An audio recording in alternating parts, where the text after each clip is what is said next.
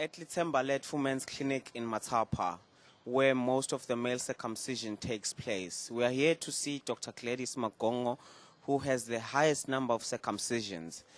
Let's go and check it out. We are with Dr. Gladys Magongo, a male circumcision doctor. Tell us, Dr. Magongo, a brief background about Litsembalet Women's Clinic. Thank you so much, Wandile, for this opportunity. Litsembalet Women's Clinic, it was opened in 2009 in June. The main purpose of this clinic, knowing that Swaziland is one of the countries that is leading in HIV and AIDS. So the main purpose of this clinic, it was to sort of combat or decrease the rate of HIV and AIDS in Swaziland by doing male circumcision. Studies have been done in Kenya and also in Tanzania, which has shown that male circumcision do prevent HIV and AIDS transmission by 60%. So basically, we've got different of services that we provide at the clinic besides male circumcision, which also include HTC. Basically, it's VCT, where we do testing. Before we do test our clients, we also do counseling on HIV. We also provide reproductive health education on our clients. And one of the services that we also provide here is STI treatment. Basically, we treat all STIs at the clinic. We're at the reception now. Basically, this is where our clients will arrive when they've come for the different services that we provide here at the clinic. What happens at the reception, we've got our receptionist here. They will open the file for the clients. And after they've opened a file for the clients, then there will be a group discussion that usually happens here. In the group discussions, what really happens, they talk about the benefits of male circumcision, how is it done, the procedure. And we also encourage their partners to be with them during the group session. And also, if it's a minor, that is a client that is below 18 years, the partner or the guardian, they will also be part of the group counseling session. Then after the group counseling session, the client will be taken by one of our counselors, basically to another side. I'll be showing you shortly. In the individual counseling sessions, basically that is one-on-one now, talking about the male circumcision and also talking about HIV and AIDS. Once the group counseling has been done at reception, as I've shown you earlier, the counselors will come and take the client and the file into one of these counseling rooms. Basically, we've got 3 counseling rooms. So let me just show you inside how it looks inside the counseling room. So this is where the counselor will sit, and also the clients, that's where they will sit. Here there's a repetition of what happens during the group counseling. They talk about, again, the benefits of male circumcision, explaining why is it important to do a male circumcision, and also how is the procedure going to be done in theater. And also they also do the HIV testing and counseling here. We've got some charts on the walls. Basically, they also help for the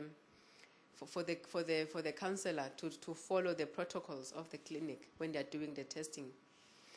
They also encourage the clients to ask questions that they might be scared to ask when it was during the group counseling. Once they are done with the individual counseling by the counselors, then the clients will come into this room. Basically, here we have a nurse who is stationed here all the time. The nurse will need to do a physical examination on the client to see if there are any contraindications for the procedure.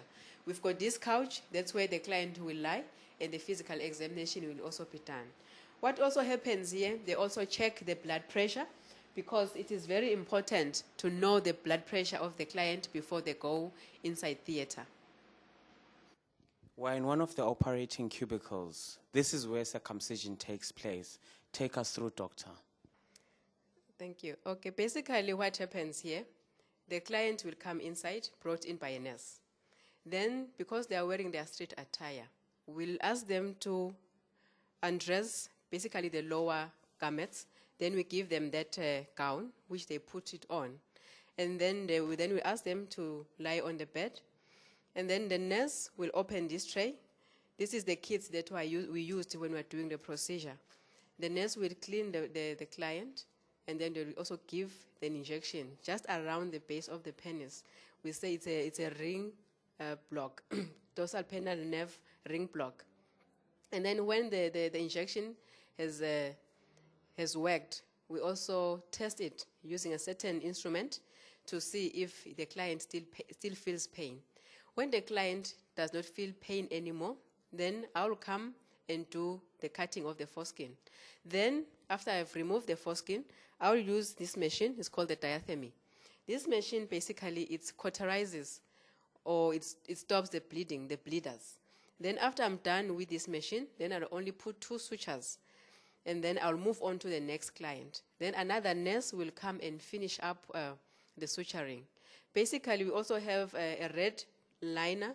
That is where the waste with blood is put on. It's called the infectious waste.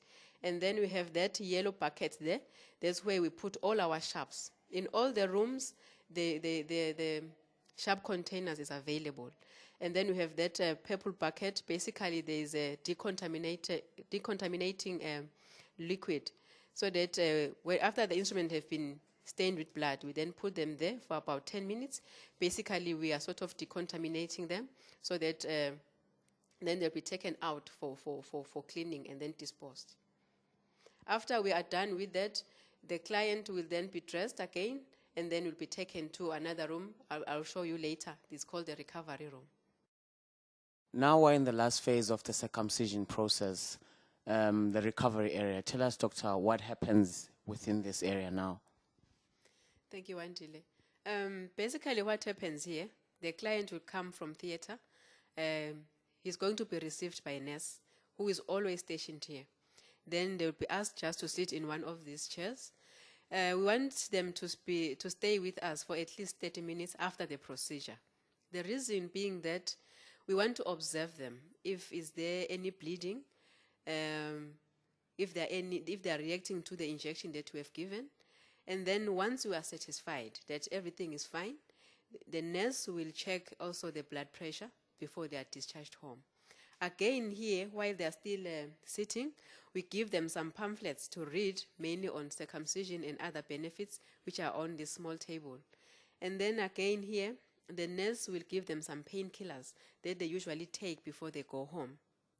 And then they take some more supplies with them home. And we've got the nurse here also captures the data in the computer and also in the register. Thank you, doctor, for your time, and we hope more male Swazis will come for circumcision. Thank you. Thank you for joining us in our tour at Lithubalet Women's Clinic, a male circumcision clinic in Swaziland.